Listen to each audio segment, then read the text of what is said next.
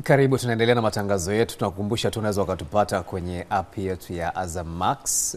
Kama huja download fanya hivyo, lakini pia kwenye mitandao yetu ya kijamii Azam TV TZ na @UTV TZ.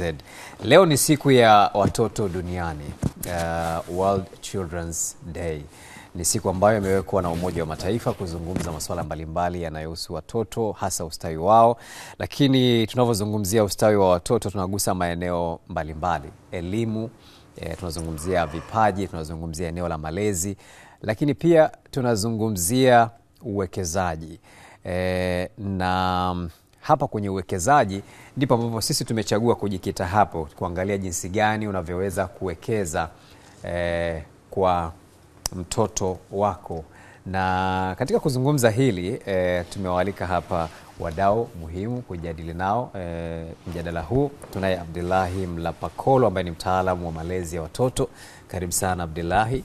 Asante sana. Lakini pia kwa mahususi kabisa katika eneo la uwekezaji tumemwalika Lydia Godwin ambaye ni afisa masoko wa UTT, moja kati ya mifuko ambayo inafanya vizuri katika kuwekeza kidogo kidogo, sio tu kwa watoto lakini pia kwa watu wote kwa ujumla. Karibu sana Lydia. Asante sana. Na pia katika leo katika historia inazungumzia zaidi kuhusiana na siku hii. Kabla tujarejea kuendelea zaidi, tutazame alafu kisha tutajikita zaidi katika mjadala wetu.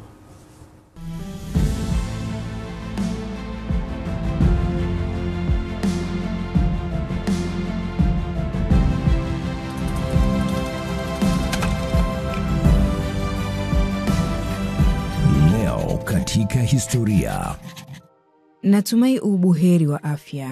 Hii ni leo katika historia na tunaiangazia tarehe 20 ya mwezi Novemba, ambapo siku hii kwa kila mwaka dunia huadhimisha siku ya kimataifa ya watoto, ikilenga kukuza ustawi wa watoto duniani kote. Haki za binadamu hazitumiki tu kwa watu wazima, zinatumika kwa watoto pia. Watoto wanastahiki haki ya kuishi, kuwa na afya njema, kupata elimu na hata haki muhimu ya kucheza. Zaidi ya hayo, haki za watoto ni pamoja na haki ya maisha ya familia, kulindwa dhidi ya unyanyasaji na kutokubaguliwa, huku ikisisitizwa kuwa mtoto pia ana haki ya kutoa maoni yake na maoni hayo kusikilizwa. Kwa bahati mbaya, watoto ulimwenguni kote wanakabiliwa na changamoto nyingi. Kulingana na taasisi ya Children Incorporate, watoto milioni 385 duniani kote wanaishi katika umaskini. Mtoto mmoja kati ya watoto 4 anaishi katika umaskini katika nchi tajiri zaidi duniani, na watoto takriban 8,500 kwa siku hufa kutokana na utapiamlo, hasa katika nchi zinazoendelea. Disemba 14 ya mwaka 1954, Baraza Kuu la Umoja wa Mataifa likapendekeza nchi zote zianzishe siku ya mtoto. Siku hii baadaye ikajulikana kama siku ya mtoto duniani, ambapo Novemba 20 mwaka 1959 Umoja wa Mataifa ukapitisha azimio la haki za mtoto, na tarehe 20 Novemba mwaka 1989 Umoja wa Mataifa ukafanya mkataba wa haki za mtoto. Wakati wa mkataba huo, haki maalum za watoto zikatangazwa, huku ikielezwa kuwa mkataba huo ulikuwa mkataba wa kimataifa wa haki za binadamu ulioidhinishwa zaidi katika historia ya Umoja wa Mataifa. Watoto wako kwenye ulimwengu mgumu wa kukua na wanatakiwa kusaidiwa, hasa na wazazi wenye upendo au wanafamilia kuwaongoza njia. Na kwa bahati mbaya, kuna mamilioni ya watoto ambao hawana watu katika maisha yao. Kulingana na shirika la UNICEF, watoto milioni 153 ulimwenguni kote ni yatima. Sasa nini kifanyike ili kuwapa watoto matumaini? Ili kusaidia ulimwengu wao kuwa mahali pazuri zaidi? Kuwa na siku ya mtoto duniani kunasaidia, kwani kunaeneza ufahamu kwa masuala mengi yanayowakabili watoto. Lakini pia inawalazimu viongozi kuja na suluhu za kuwasaidia baadhi ya watu walio hatarini zaidi, na hawa ni watoto. Kama mwanafamilia, mzazi, mlezi na yeyote yule, una kila sababu ya kuziangazia na kuzitekeleza haki za mtoto unayemlea ama aliye katika jamii yako. Hadi wakati mwingine, hii ni Leo Katika Historia. Mimi ni Balkis Njuki. Naam, na Balkis akitupitisha katika Leo Katika Historia ambayo ni mahususi kabisa kwa ajili ya siku ya watoto, na kama nilivyokuambia kwamba tunao wadau hapa kuzungumzia kuhusiana na hili, lakini tutajikita zaidi jinsi gani ambavyo unaweza kuwekeza kwa mtoto ili kutengeneza kesho bora, kesho yenye matumaini, mtoto ambaye ana afya njema, mtoto ambaye anapita katika hatua za mafanikio. Natamani tu nifahamu mtazamo wenu kuhusiana na siku hii tu, mnaionaje na ina nafasi gani katika kuboresha ustawi wa watoto hapa Tanzania lakini duniani kwa ujumla. Tukianza na Lydia. Asante. Mimi nafikiri siku hii imekuja kwa ajili ya kuweza kuwakumbusha wazazi na walezi ya kwamba maisha ambayo tuko nayo mitaani au maisha tuliokuepo nayo tunakuwa na watoto. Sasa mtoto usipomsikiliza na usipomfanyia kitu kizuri, mfano malezi na uwekezaji na vitu vingine, inaweza kukuletea changamoto.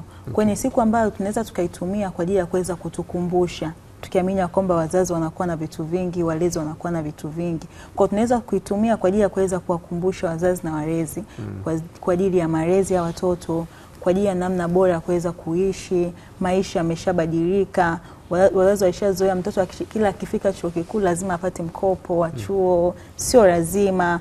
Wazazi pia waishazoea kwamba lazima kila mtoto apate ajira, wakati mtoto pia anaweza kufanya biashara. Lakini pia kwenye vipaji, pia kwenye kumsikiliza mtoto na kwenye kumtazama mtoto pia unaweza kugundua kitu cha kipaji. Kwa nafikiri ni siku ambayo inaweza inatusaidia sana kuweza kutukumbusha kama wazazi na walezi kuweza kuwatazama watoto wetu kwa jicho la pili. Vipi kwa upande wako Abdullah? Kwa upande wangu mimi, kulingana na siku hii ya leo ya watoto duniani, hii siku ina address au inatangaza kwa umma kwamba umuhimu wa vitu vikuu vitatu. Cha kwanza kabisa inakumbusha kwa masuala ya ustawi wa watoto, lakini vile vile pia inatukumbusha masuala ya haki za watoto, ambazo haki hizo kama haki ya kuishi, haki ya kupata elimu bora, haki ya kucheza na kupumzika, lakini vile vile pia na haki ya kusikilizwa, lakini na haki ya kupata matibabu, na haki pia ya kulindwa kutokana na dhidi ya ukatili wa kijinsia. Sasa hizi haki zote hizi haziwezi kupatikana bila ya kitu kimoja ambacho ni mama katika vile vitu tatu nilivyozungumza, ni swala zima la amani. Amani itakapokuwepo katika taifa lolote, basi hivi vitu vyote vinaweza vikaenziwa vizuri. Lakini kama amani ya taifa itavurugika, basi hakutakuwa na haki ya kuishi, maana mazingira yatakuwa sio salama tena, watoto watashindwa kucheza, watoto watashindwa kupumzika, watashindwa kupata matibabu, na vitendo vya ukatili vitakuwa vikubwa zaidi.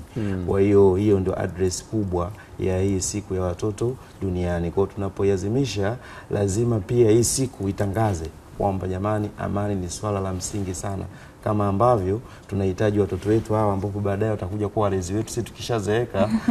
Kwa hiyo lazima wawe na ustawi mzuri, wasioshuhudia matukio ya kikatili, ili baadaye watakuja kuwa makatili zaidi, watatuua watoto wetu kabisa.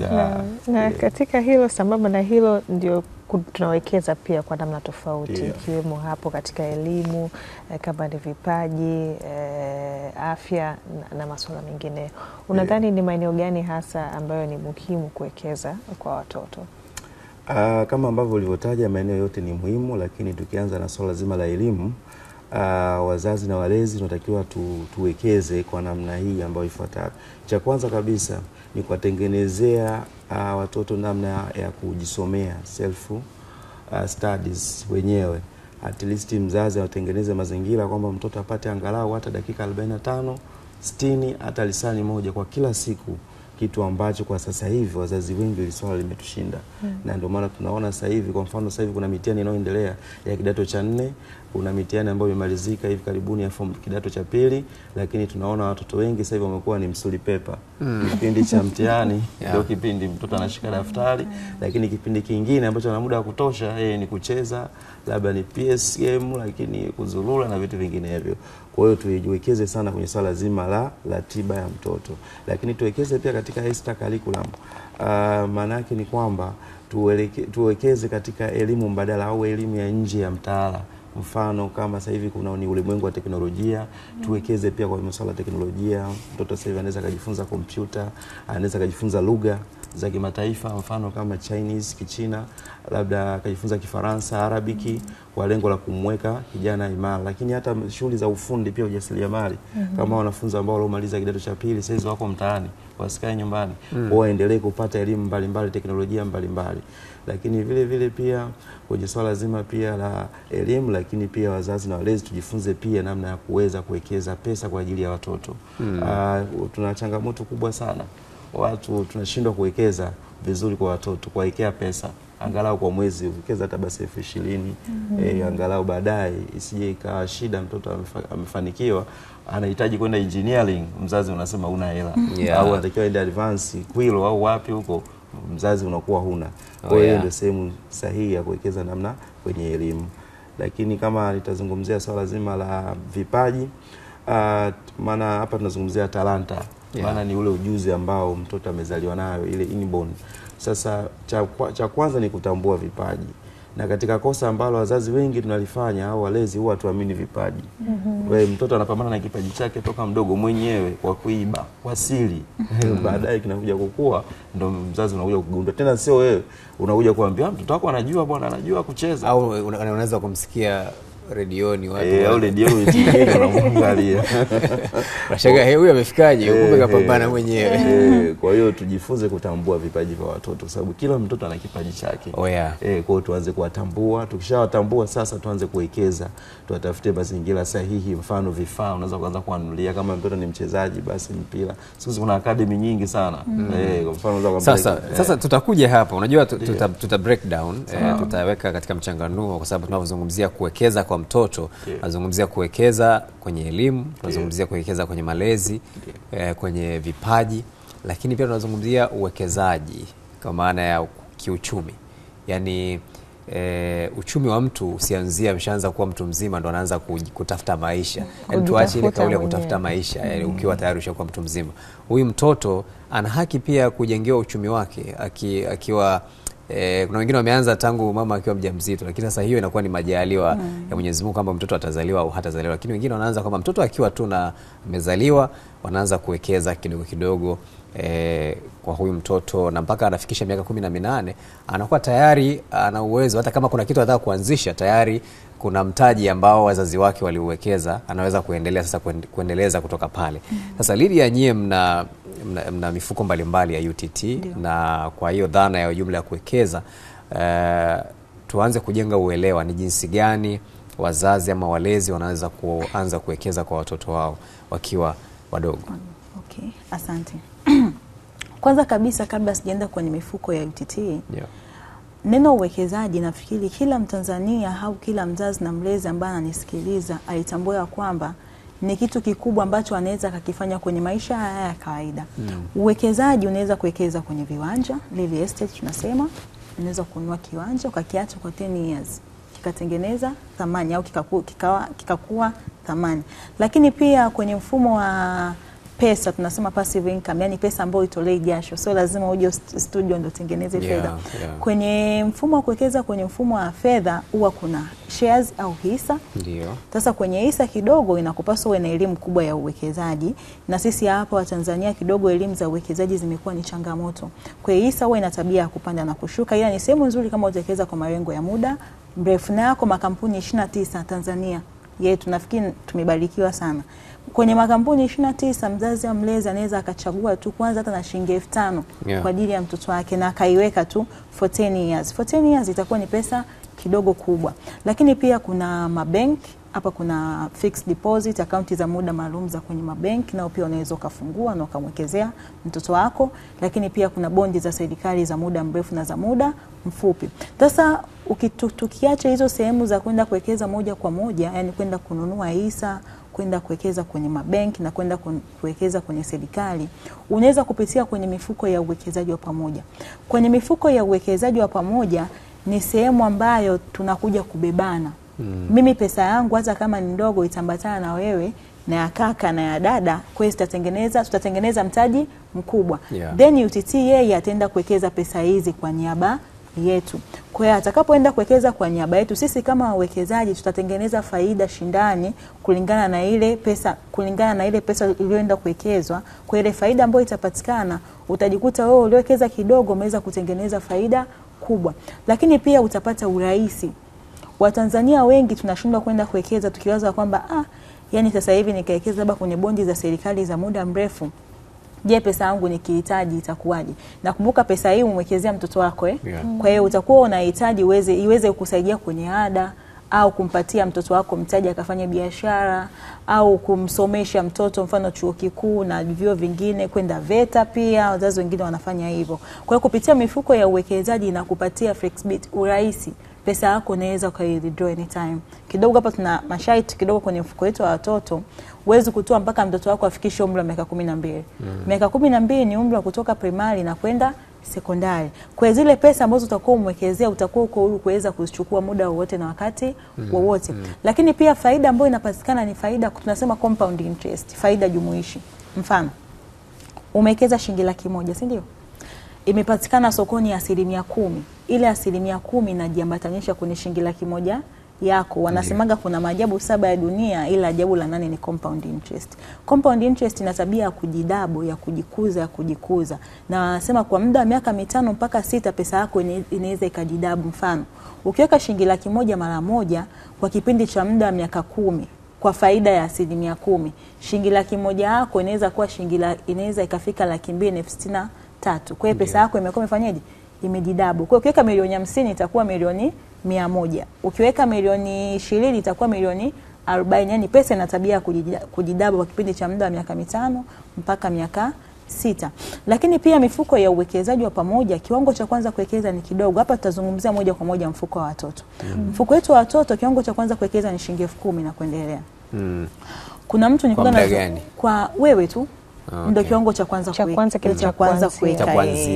Uko huru kuendelea kuongeza muda wowote na unaweza kuweka kiasi chochote. Muda wowote na wakati wote. Yani baada ya kuanzia 10,000 ukitaji kuendelea kuongeza ni shilingi 5,000. Okay. Lakini pia kuna mzazi anaweza kuwa anajiuliza hizi shilingi 10,000, shilingi 5,000 nazipata wapi? Tunarudi kule. Ukiwa na tabia ya kujiwekea malengo kwa ajili ya mtoto wako, naamini shilingi 10,000, shilingi 5,000 huwezi kukosa. Mfano, kuna mzazi mmoja alikuwa na maisha tu ya kawaida, yani maisha ya kawaida ambayo tunayajua kila Mtanzania. Anasema mimi Lydia naweza nikaweka shilingi 250 kwa kila siku.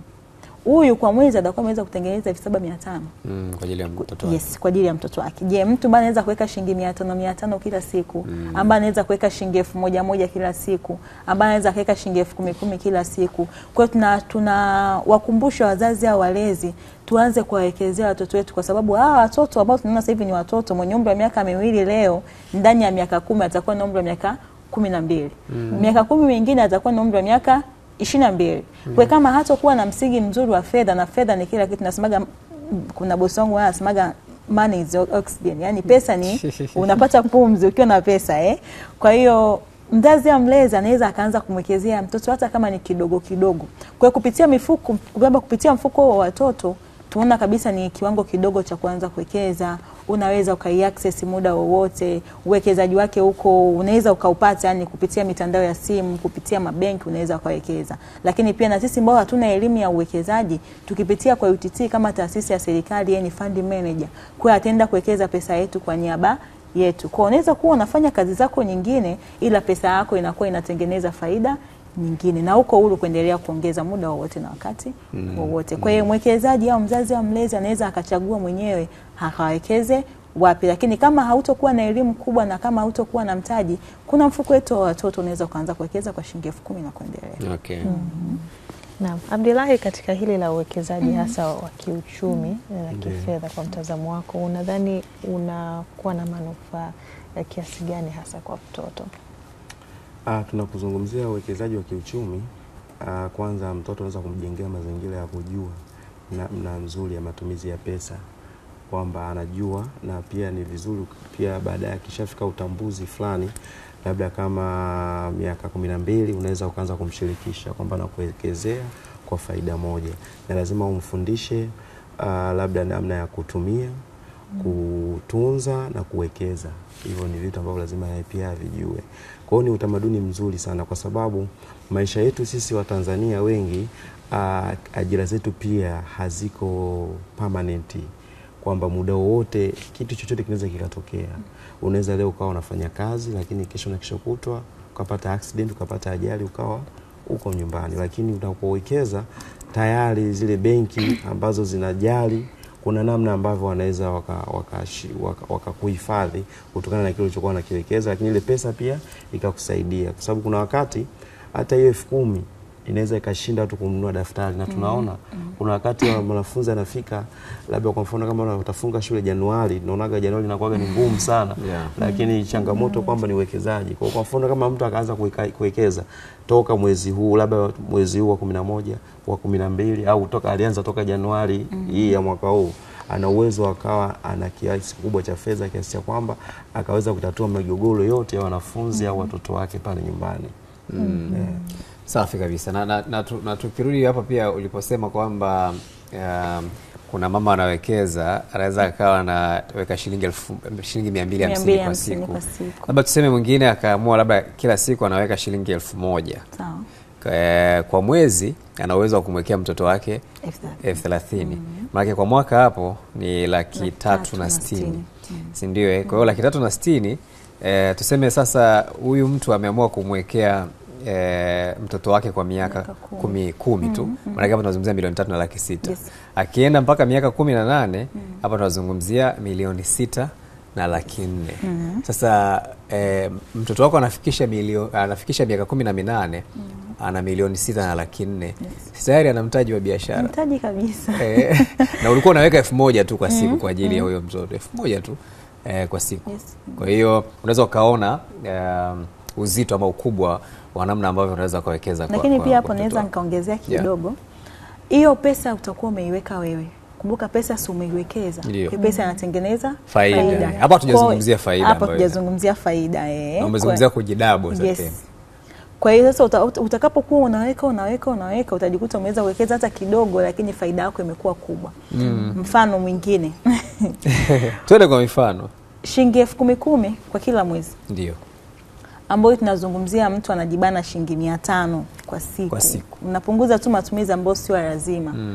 Wa baba na mama pia tuna matumizi mengi ambayo sio lazima. Na ukiangalia labda kuna mtu anaweza kanunua bando la shilingi 3,000 kwa kila siku, hata shilingi 5,000.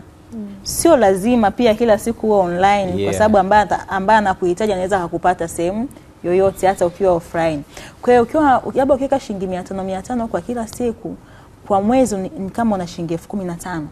Sasa kuna mtu anasema mimi 15,000 labda siwezi kupata. Labda 500 maana yake kwa mwezi wazungumzia 15,000. Ndio. Lakini pia kuna mtu anasema mimi hapa bwana naweza nikapata shilingi 10,000. Ukiweka shilingi 10,000 kwa mwezi. Kwa mwezi. Kwa kipindi cha muda wa miaka 10, wewe utakuwa umeweza kuwekeza milioni 1,200,000. Hiyo ni kwa miaka 10. Kama pesa yako umewekeza kwenye mfuko wetu wa watoto funds. Hapa faida tunazungumzia kuanzia 12% mpaka na kuendelea. Tukizungumzia kwa average ya 12%, ile pesa yako ambayo imewekezwa, pesa yako ambayo utakuwa umewekeza itakuwa imeweza kutengenezea faida ya milioni 1 na kama 33,000. Almost mara 2. Yes. Kwa hiyo tukijumlisha faida na mtaji una kama milioni 2. Sasa hapa nataka tuone kama inakaribia milioni 3 kabisa.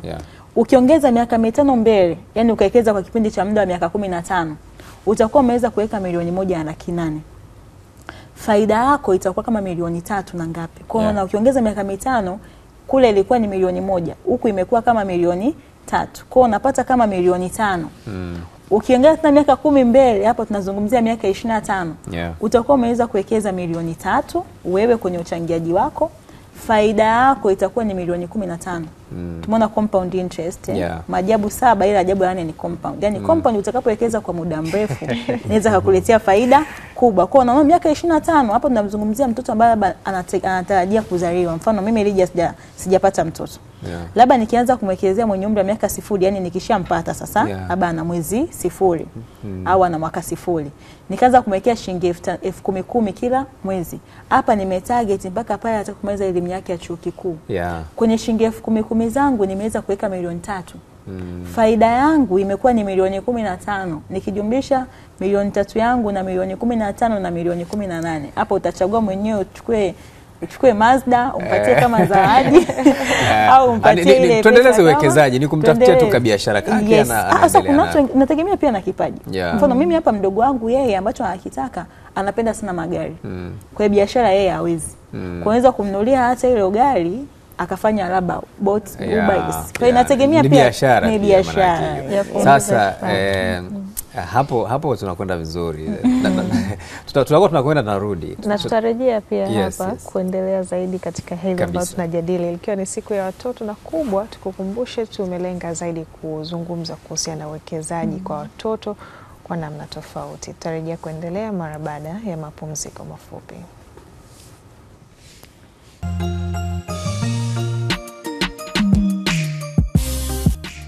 Namna bora ya kuwekeza kwa watoto ndio kile ambacho tunajadili, ikiwa ni siku ya watoto duniani, na tuko hapa na Abdullahi Mlapakolo ambaye ni mtaalamu wa malezi ya watoto.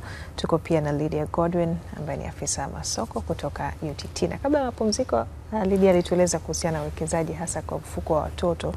Na awali Abdullahi ulitueleza katika upande sasa wa vipaji pia, ikiwa ni sehemu ya uwekezaji, ukatoa pia mifano ya baadhi ya academy hizi ambazo zinafundisha watoto. Huko nako mzazi anaweza akawekezaje kwa mtoto? Cha kwanza kabisa lazima mzazi ujue kwamba kila mtoto ana talanta yake ambayo amezaliwa nayo, ambayo talanta manake ni kama zawadi kutoka kwa Mwenyezi Mungu. Kwa cha msingi lazima cha kwanza kitafutwe. Hakikisha kwamba mtoto anapenda nini, na hii njia yake ni rahisi sana. Unajua changamoto sasa hivi wazazi na walezi wengi tuko busy. Hatuna muda kabisa na watoto. Hiyo ndio changamoto. Kwa mtoto hata hajui mtoto anafanya nini, anaenda wapi. Kwa hiyo lakini ukiwa naye karibu, ukitenga muda siku, utakuwa unaangalia kwenye vile vitu ambavyo yeye anavyopenda kucheza au kuvichezea. Mfano mpira, utajua huyu mchezaji mpira. Kama anapenda bunduki, unajua huyu ni mwaya, huyu anaweza kuja kwa askari, au anapenda masuala ya jeshi. Kwa hiyo lakini kuna vitu vingi ambavyo labda music na vitu vinginevyo. Kwa hiyo sasa ukishagundua pale, sasa tunachotakiwa hapa ni direction, mwongozo, kwamba huu mwongozo huyu kijana aendelee vipi. Lakini kitu ambacho cha msingi katika kumwekezea ni nidhamu katika kila kipaji atakachokuwa nacho. Kama yeye ni mtu wa maigizo, mtu wa sinema zetu, basi yeye atakiwa awe na nidhamu, discipline, self discipline yeye mwenyewe, jinsi anavyozungumza, jinsi anavyovaa. Kama ni binti, basi ajue kwamba zile ni kazi kama kazi zingine. Kama anapenda urembo, na umfundishe pia nidhamu. Lakini vile vile uwekeze katika masuala mzima ya mazoezi. Lazima kila kipaji kina namna ya mazoezi yake sahihi. Kwa hiyo huo ndio uwekezaji ambao ni mzuri sana katika kipaji. Lakini vile vile lazima umfundishe jinsi gani kipaji kile kinaweza kumpa thamani ya pesa, kwamba ana uhusiano wa kipaji chake na matokeo yake yapi kiweze kumsaidia katika maisha. Maana sio tu anafanya kitu ambacho hakina maslahi. Lakini vile vile lazima umfundishe namna gani ya ushindani. Lazima umtafutie kama ni watu ambao wenye ufanano wa kile kipaji chake. Kama ni wachezaji, basi angalia wachezaji wakubwa wa timu kubwa, namna gani lazima utafutie role model ambao wanaweza wakamshawishi yeye waweze kwenda naye. Lakini pia kwenye swala la kipaji, pia hapa wazazi pia wana changamoto moja. Una mwingine mzazi ni mchezaji mpira, lakini mtoto asitamani kabisa kucheza mpira. Sasa sisi huwa wazazi wale huwa tunaforce, ukiona kipaji hiki lazima na wewe utakuwa kitu fulani. Sio kweli. Mtoto anaweza asivutiwe na kipaji chako kabisa. Au inawezekana ndoto ya mzazi anataka aitimize kupitia mtoto. Kabisa. Ana biashara zake huko, anataka apate mwanasheria wa kuja kutetea biashara. Alishindwa kufikia ndoto labda ya kuwa rubani, kwa hiyo anataka mtoto awe hivyo. Sasa hiyo ni changamoto, kwa sababu tukizungumza masuala ya passion na professionalism, wazazi, watoto wengi sana wao tunatimiza ndoto za wazazi, kitu ambacho pia ni kina changamoto. Tuache watoto huru wachague. Kama atakufuata wewe, itakuwa ni beta zaidi, kwa sababu tunaangalia aje ufanye kwenye kipaji kenye ubora zaidi, kwenye ile kazi zaidi. Usimlazimishe. Akitaka wewe atachagua mwenyewe. Mwenyewe atachagua. Kama kavutiwa na ualimu, basi atakuja kwako. Kama amechagua nini waandishi wa habari, basi atakuja kwako. Kwa hiyo usimlazimishe na atangaza kwenye kamera. Mara lete story nini source ya wewe, mwache mwenyewe achague. Lakini sasa si ndio sehemu ambayo mzazi anaona fursa ipo. ni sawa. Wewe mzazi utakuwa unaona, kwa sababu unaona labda umshawishi ila umwachie uhuru. Umwachie uhuru. Yaani muambie ningetamani 1 2 3 kwa sababu ita faida 1 2 3. Lakini maamuzi ni yako. Maamuzi ni yako yake. Kwa hiyo ndio jambo. Sio unamwambia wewe lazima ukasome hichi. Kwa sababu mwisho wa siku atafanikiwa, atakuwa mwandishi wa habari, lakini baadaye ushangaa ameanza kuuza biashara huko maduka kabisa. Alafu mimi huwa ninachokiona yani mtu unavyomshawishi ndio anavyovutiwa zaidi kuliko kumlazimisha. Yani unavyomlazimisha au unavyomkataza na kumlazimisha afanye kitu unachotaka wewe, ndio unavyomjengea mazingira ya kuresist zaidi kile kitu. Lakini ukimshawishi alafu kamwacha mwenyewe ndio unamvutia zaidi. Kwa hiyo vizuri tukajenga ushawishi. Kama unataka mwanao awe mfanya biashara mkubwa kama wewe, basi mshawishi. Ina maana mwekee vile vitu, angalie namna gani unafanya, unapata jinsi gani una make profit, unahusiana na watu vizuri, yeye mwenyewe akiona atavutiwa, atakuja upande wako na atafanya vizuri zaidi. Sasa tumezungumza kwenye eneo la vipaji, tutakuja wakati tunahitimisha tutakuja kuangalia pia eneo la malezi, kwa sababu ukiwekeza kwenye talent ya mtoto, ukiwekeza katika uchumi wa baadaye wa mtoto, kama mtoto huyu hana maadili, hajalelewa vizuri, basi itakuwa pia ni shida hapo baadaye. Lakini kabla ya kurejea huko tugusie kidogo hapa kuhusiana na uchumi, na wengine wanaona kama mimi nikianza kuwekeza mtoto ni mdogo labda nitakuwa napoteza hela na vitu kama hivyo, lakini tusubiri kwanza akishakuwa. Na kwa mtazamo huo mtoto anatakiwa tuanze kuwekeza akiwa na umri gani na kwa nini? Sawa. Mara nyingi sana mimi huwa ninashauri mtoto aanze kufanyiwa uwekezaji akiwa mdogo. Yaani akiwa na umri wa miaka 0, mwaka 1, miaka 3. Yaani amezaliwa tu unaanza. Ndio. Hiyo pia itakusaidia kwa sababu mtoto akiwa mdogo pesa anakuwa hazihitaji sana.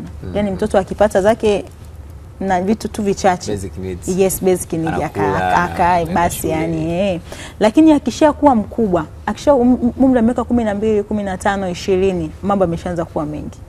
Mtoto mwenyewe atakuwa anahitaji pesa nyingi. Kwa hiyo mzazi unakuta kama utakuwa hauna msingi wa huku chini, itakuletea changamoto. Kwa sababu unakutaga wazazi pesa huwa haitoshi na pesa haijakaa haitoshi. Ila matumizi yanazidi kufanyaje? Yanazidi kuongezeka. Kwa hiyo unakuta pesa haitoshi na haijawahi kutosha na matumizi yameshaanza kuwa makubwa. Kwa hiyo hiki kidogo kidogo ambacho unaona wewe ni kidogo, naona bwana hiki labda kinaweza kisifai kufanya uwekezaji. Hicho tu ambacho unatakiwa ukitumie kufanya uwekezaji. Kwa hiyo tunamshauri mzazi au mlezi, hata ambaye ananisikiliza sasa hivi mtoto wake ameshakuwa mtu mzima au ameshakuwa mkubwa, wakati ndo sasa. Kwa hiyo wakati huu ndo anatakiwa aanze kufanya uwekezaji, aanze kumwekezea mtoto wake. Ila kumbuka ya kwamba kuna mtu mwingine hasa mimi nawekeza labda nawekeza nyumbani, natunza fedha. Sasa kwenye uwekezaji kuna vitu vile. Kwenye fedha, kuna kutunza fedha, kuna kuwekeza fedha. Hivi ni vitu viwili tofauti. Watu wote huwa tuna tabia ya kutunza fedha, ila huwa hatuna tabia ya kuwekeza fedha. Huwa tuna save lakini sio kuinvest. Na sehemu nyingi za kuinvest kwa elimu ya Watanzania wengi na Afrika huwa wanafikiri ukihitaji kufanya uwekezaji lazima uwe na mtaji mkubwa au ni lazima uwe na elimu kubwa, au wao wanafikiri kwamba uwekezaji ulishakuwa watu fulani. Yaani mimi uwekezaji sio wa kwangu, uwekezaji ni watu fulani. Kwa hiyo tunawashauri wazazi au walezi na kila mmoja, kwa sababu hatuna akaunti tu za watoto kupitia UTT, tuna mifuko 6. Kwa hiyo kuna akaunti ya bond, kuna liquid, kuna umoja, kuna ya vijana wekeza maisha. Mifuko iko mingi, iko 6. Kwa hiyo unachagua kulingana na muda na malengo yako. Kwa hiyo mzazi au mlezi waache kusave, waanze kuinvest. Na kwenye kuinvest hapa, kama huwezi kwenda direct sokoni, unaweza kupitia kwa UTT. Ana mfuko wa watoto ambao shilingi 10,000 kila mtu anaweza kai-afford. Na hii unaipata kwenye matumizi ambayo sio lazima, unapunguza vitu vingine sio lazima uvifanye, viache tu vipite kwa sababu hautokufa. Babangu kwa ananiambia, Lydia, sio lazima kila kitu ukifanye, vingine viache tu vipite, utavikuta huko ukubwani. Kwa hiyo ukianza taratibu kidogo itakujengea discipline, kwanza nidhamu ya pesa, lakini pia pesa kama hautoweza kuaccess. Mfano mtu akifungua na mtoto wake umri wa mwaka 1, akiwaza miaka 12 mbele, ngoja tu niendelee pesa niache endelee kutengeneza faida, niwezi kuaccess muda huo. Kwa hiyo tunawashauri wazazi au walezi tuache kusave, yani tuache kutunza fedha na tuanze kufanya uwekezaji na uwekezaji ambao una tofauti kati ya kusave, saving na investing. Na mimi nafikiri bosi wangu unafanya saving. Na Watanzania wengi mtu anafikiri kweli. Nafikiri Watanzania wengi wanafikiri kusave ndo kuinvest. Nikianza kutaja sehemu za saving utaona mwenyewe uko sehemu gani. Na account ya benki ya kawaida. Ni saving. Una saving.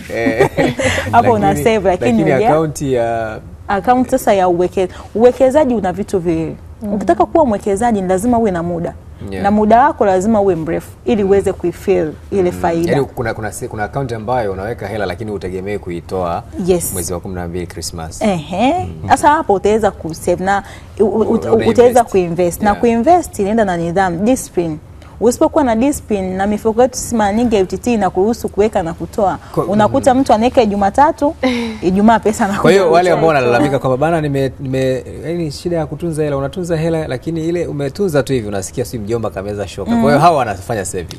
Saving. Kwa hiyo ukiinvest maana hata shida ikitokea, maana huna uwezo wa kuitoa hii. Mfano tu sisi hapa, ukitaka kuchukua pesa zako UTT, utazipata after request. Unaipata pesa yako ndani ya siku 3 za kazi mpaka siku 10 za kazi.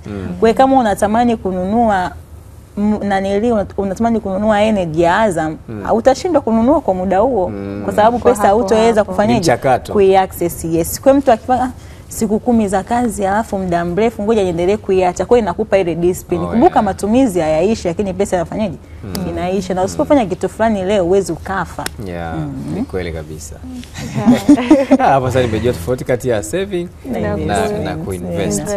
Kwa lazima uwe na yani uwe na hela ambayo hiyo ni haigusu, hiyo inawekwa kwa ajili ya. Na sisi mfano kwa wazungu, wetu wazungu sisi wametuzidi sana kwa sababu yeye ana pesa ya saving, ana pesa ya investment, ana pesa ya kumsaidia ndugu, ana pesa yani ametenganisha. Ila sasa wewe hii ni emergency, kitokea labda ndugu amepata shida ni ndo. Wewe ukitokea una 500,000 hapo ndo investment, ndo saving, ndo nini kila kitu. Kwa hiyo unakuja mara nyingi pia tunashauri kwa sisi hapa kama UTT, unaweza kuwa na emergency fund, yani pesa ambayo unaweza kwa access muda wowote, lakini pia ukawa na malengo ya muda mrefu. Kwa hiyo ikitokea Mungu hajakupenda zaidi, pesa yako itakuja pesa yako itakuja kukusaidia. Lakini hata kama Mungu ikitokea amekupenda, kuna warithi. Kumbuka utakapokuwa na mtoto ameshakuwa mtegemezi wako moja kwa moja. Kwa hiyo na pesa, yani pesa ni kila kitu. Mungu akikupenda unakuwa una chochote kitu unamwachia mtoto. Umeona sasa? Sasa kabisa. Lakini pia katika eneo la maadili au malezi, jinsi unaweza tukawekeza kwa upande huo kwa mtoto. Cha kwanza kabisa kwenye malezi, lazima tujue sasa hivi tuko kwenye hii karne ya sasa na moja ambayo ina changamoto nyingi sana. Kwanza tujue tupo kwenye karne ambayo teknolojia ni kubwa sana, karne ya utandawazi. Sasa kwenye utandawazi, cha kwanza kabisa kuwekeza ni lazima kumpa elimu sahihi kuhusiana na elimu ya kujitambua, self awareness. It means kwamba mtoto wako akiwa na uwezo wa kujitambua, ataweza kucontrol peer pressure. Kwa sababu kuna makundilika ambayo haya kwa sasa ndio yanaathiri wa vijana wengi sana, kujiingiza kwenye tabia ambazo uvunjifu wa amani, kwenye masuala mazima ya ulevi, masuala mazima vile uzinzi, na masuala pia ya matumizi ya madawa ya kulevya. Kwa hiyo hiyo ndio jambo ambalo kubwa sana kwa sasa. Kwa hiyo akishajitambua kwake yeye inakuwa na uwezo wa kuweza kuamua. Na lazima pia umfundishe mtoto wako akishajitambua ataweza kuchoose friend, yani kuchagua rafiki, kwa sababu tunaamini kwamba atakiwa na uwezo wa kukwepa marafiki wabaya, na maana na yeye hatakuwa na tabia mbaya. Lakini akiweza kuchagua marafiki wazuri, na yeye atakuwa na marafiki wazuri. Lakini vile pia lazima kwenye malezi tuzingatie swala lazima la nidhamu. Lazima tuwafundishe watoto wawe na nidhamu, discipline, self discipline. Sio nidhamu ya uoga. Kuna baadhi ya watoto tunapokuwa majumbani mwetu wana act au wanapokuwa shuleni wana act wema, lakini ndio wakienda sehemu nyingine ukiambia bwana mtoto wako vitu anavyofanya unaweza ukakataa, lakini ni kweli ni yeye muhusika kabisa, na akirudi nyumbani ni innocent. Kama ni kanisani atakwenda, kama ni msikitini atakwenda, lakini amepewa mimba. Sasa nidhamu. Kwa hiyo awe na nidhamu mwenyewe kwamba popote atakapokuwepo, hata kama baba hayupo, hata kama mama hayupo, yuko mwenyewe tu na wenzake, awe na nidhamu kwamba kuna vitu hawezi kutumia, hawezi hawezi kuvuta bangi, hawezi kunywa pombe, hata kama yuko kwenye sherehe kiasi gani, labda mfano kwa umri wake, kwa sababu umri bado unakuwa hauruhusu. Lakini vile vile kuna masuala vile ya uvumilivu, lazima umfundishe vijana uwekeze katika uvumilivu. Unakupata na kukosa.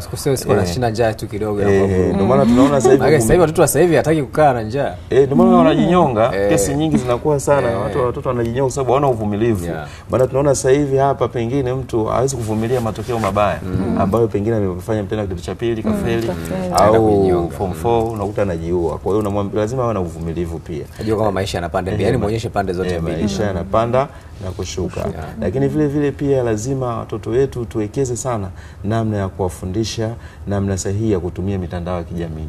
Kwa sababu hii mitandao kwa sasa ina nguvu kubwa sana. Mimi ushauri wangu ni kwamba kwa sasa hivi hatuna uwezo wa kuwazuia kwamba mtoto wako asitumie simu au asitumie laptop au asitumie kompyuta, inakuwa ni changamoto. Cha msingi mimi naweza nikatoa ushauri ni kwamba kuna ile matumizi sahihi. Kuna ile parent control kwenye baadhi ya simu. Mwekee maeneo, idhibiti ile simu kwamba sio free baadhi ya kwenda sehemu ambazo anaweza akadownload picha ambazo sio rafiki. Lakini mwekee pia na muda sahihi kwamba bwana wewe matumizi yako kwa siku ni masaa 2 tu au unatakiwa utumie. Baada hapo unampokonya. Na usimwache na simu chumbani kwake. Kwa sababu hata endelea atajifanya anasoma notes chumbani lakini atabadilisha mawazo. Na shetani anaweza kumponza kule. Kwa hiyo hivyo ni vitu ambavyo lazima tuvizingatie wakati tunapowekeza kwa watoto wetu. Lakini vile vile pia lazima tumfundishe juhudi na kazi. Lazima pale nyumbani lazima umfundishe kazi, kufanya kazi mbalimbali. Unajua sasa hivi tuko katika utandawazi au teknolojia sasa hivi kwamba tunatumia wafanyakazi wa ndani. Utakuta kwa sababu ya ubize tuliokuwa nao, kuna dada wa kazi, kuna kaka wa kazi, lakini kuna wakati mwambie hichi atafanya huyu dada na hiki lazima wewe utafanya. Kwa sababu gani? Vijana wanaona kwamba sometime zile kazi ni kwa ajili tu ya wafanyakazi. Kumbe kuna kazi hizi zina umuhimu sana katika kuwajenga wao kwamba juhudi katika kazi. Kwa hiyo tuwafundishe pia umuhimu wa kazi, kupenda kazi na kufanya kazi. Ni jambo ambalo la msingi sana. Ukuta mtoto wa miaka 10 hawezi hata kufua. Kuna wanafunzi unaweza kukuta mtu anafika hadi chuo kupika hajui. Ni matukio ambayo yako mengi sana. Anakuja kutusumbua sisi tunakuja kuoa.